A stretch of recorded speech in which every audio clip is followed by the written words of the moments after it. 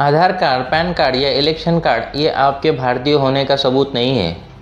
कल खुदा न खास्ता अगर एनआरसी जैसा कानून इस मुल्क में इम्प्लीमेंट हो जाता है तो आप आधार कार्ड या इलेक्शन कार्ड के ज़रिए अपने आप को भारतीय नागरिक साबित नहीं कर सकते। तो फिर आखिर हमारे देश का कानून या संविधान किसको इस मुल्क का शहरी मानता है?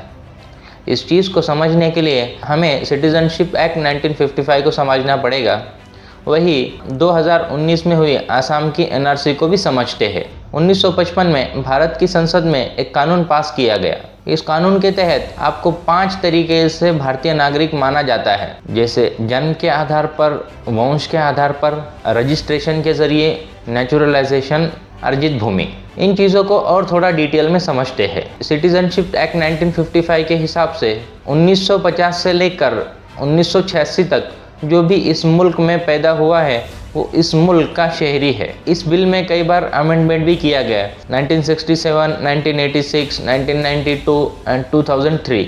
बाद में इसमें कई तरह के अमेंडमेंट किए गए, लेकिन बेसिक स्ट्रक्चर वही है, वंश के आधार पर। जब ये कानून बना था तब ऐसा था कि अगर आपके पिता इस मुल्क के नागरिक है तो आपको ऑटोमेटिकली इस मुल्क का नागरिक माना जाएगा। फिर उसके बाद 1992 में इसको अमेंडमेंट कर आपके माता या पिता दोनों में से कोई भी अगर इस मुल्क का नागरिक है तो आपको ऑटोमेटिकली इस मुल्क की नागरिकता मिल जाएगी।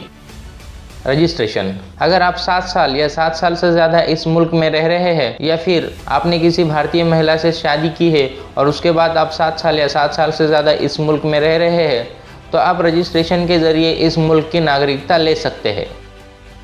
नेचुरलाइजेशन, अगर कोई विदेशी आदमी भारत में रुचि रखता हो, इसके साथ साथ उसका भारत के लिए कोई वैल्यूएबल कंट्रीब्यूशन हो, जैसे कि कोई साइंटिस्ट, सिंगर, डॉक्टर या फिर कोई एक्टर, इसके अलावा अगर वो 10 साल से इस मुल्क में रह रहा है तो वो भारतीय नागरिकता के लिए एप्लीकेशन दे सकता है और उसको भारतीय नागरिकता दी जा सकती है। अर्जित भूमि, अगर भारत किसी इलाके पर कब्जा कर लेता है ऑटोमेटिकली वहाँ के लोगों को भारतीय नागरिक माना जाएगा। ये शॉर्ट में आपके इंडियन सिटीजन होने का पैमाना है। सिर्फ इसी तरीके के फॉर्मेट से आप अपने आप को भारतीय नागरिक साबित कर सकते हैं। सबसे बड़ी बात, अपने आप को भारतीय नागरिक साबित करने के लिए आपके पास वैलिड डॉक्यूमेंट्स होना बहुत ज़रूरी है।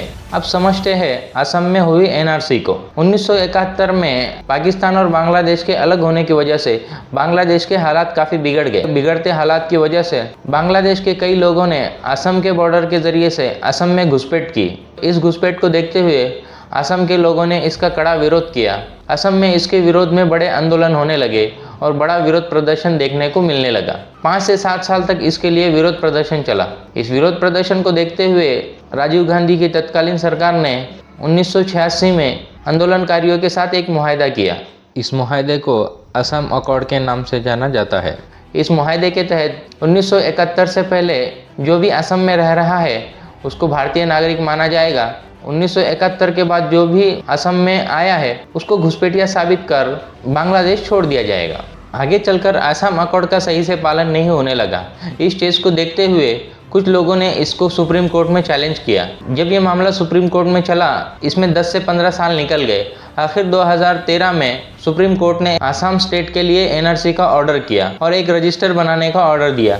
इसी को एनआरसी कहा जाता है। एनआरसी का रिजल्ट आने में 6 साल लग गए। जब 2019 में एनआरसी की लिस्ट जारी की गई तो 3 करोड़ 30 लाख लोगों में से इसमें 19 लाख लोगों के नाम गायब थे। सबसे अहम बात है, इस 19 लाख लोगों में 12 से 13 लाख संख्या हिंदुओं की थी। अच्छा, अब सबसे अहम सवाल, जो आसाम में एनआरसी की गई थी उसमें किस तरीके के डॉक्यूमेंट्स के आधार पर नागरिकता दी गई थी? अब ध्यान से देखिए। नंबर 1, आपके पास 1971 से पहले किसी घर, ज़मीन या प्रॉपर्टी के कागजात हो। नंबर 2, आपका या आपके माता पिता का 1971 से पहले की किसी वोटर लिस्ट में नाम हो। नंबर 3, आपके पास 1971 के पहले का कलेक्ट्रेट या तहसील का रहवासी प्रमाण पत्र हो। नंबर 4, 1971 के पहले का पासपोर्ट। नंबर 5, 1971 के पहले का LIC। नंबर 6, कोई गवर्नमेंट सर्टिफिकेट जो 1971 के पहले का हो या कोई गवर्नमेंट ड्यूटी का प्रमाण पत्र। 1971 के पहले का बैंक अकाउंट या 1971 के पहले का बर्थ सर्टिफिकेट। 1950 में भी असम में एक एनआरसी की गई थी। उस लिस्ट का भी कहीं कहीं आपको डॉक्यूमेंटेशन मिल जाता है, तो उस लिस्ट में आपका नाम हो या आपके माता पिता का नाम हो। 1971 के पहले का कोई स्कूल या कॉलेज का प्रमाण पत्र, मार्क मेमो या टीसी, इनमें से कोई एक चीज़ भी अगर आपके पास थी तो आपको भारतीय नागरिक माना गया था। जो अमीर आदमी या ठीक ठाक माली हैसियत रखता था उसको तो इस चीज़ से कोई तकलीफ नहीं हुई, लेकिन जो गरीब आदमी या जिसने कभी अपनी ज़िंदगी में छत नहीं देखी वो इस तरीके के डॉक्यूमेंट्स कहाँ से लाएगा। अगर आप देखेंगे बिहार का सीमांचल का इलाका हो या कई ऐसे पहाड़ी इलाके हो, उन लोगों के घर हर 2 साल 3 साल में बह जाते हैं। वो आदमी कहाँ से इतने पुराने और इस तरीके के डॉक्यूमेंट्स लेकर आएगा। इससे पहले अगर देखा जाए तो कुछ भी ऑनलाइन नहीं था, सब चीज़ें ऑफलाइन हुआ करती थी। अब तो फिर भी कम से कम ऑनलाइन है तो हमें कहीं ना कहीं किसी तरीके से किसी चीज़ का रिकॉर्ड मिल जाता है।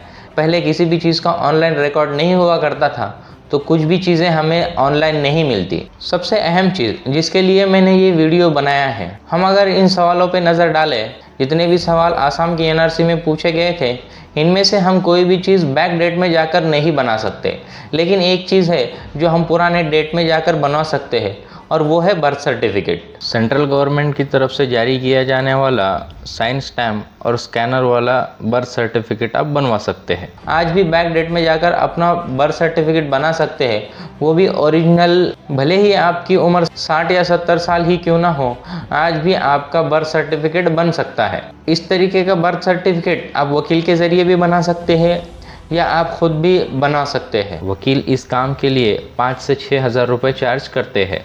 प्रोसेस थोड़ा लेंदी और ऑफिशियल है।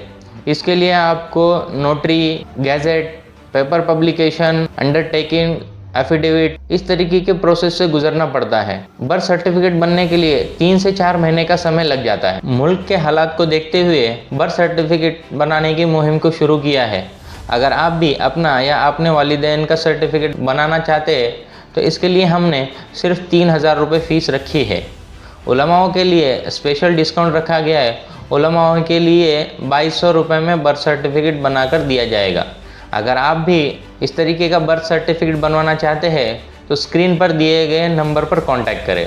जो भी इस वीडियो को देख रहा है, हमारी सभी से गुजारिश है कि आप अपना और अपने वालिदैन का सर्टिफिकेट बनवा कर ले लें। भले किसी से भी बनवा ले, लेकिन अपना और अपने वालिदैन का बर्थ सर्टिफिकेट बनवा कर ले लें, क्योंकि ये एक ऐसी वैलिड चीज़ है जिससे कल खुदा न खास्ता अगर एनआरसी जैसा कानून इस मुल्क में इम्प्लीमेंट हो जाता है तो आपको इस मुल्क का शहरी साबित करने में बहुत सारे डॉक्यूमेंट्स के झंझट में पड़ना नहीं पड़ेगा।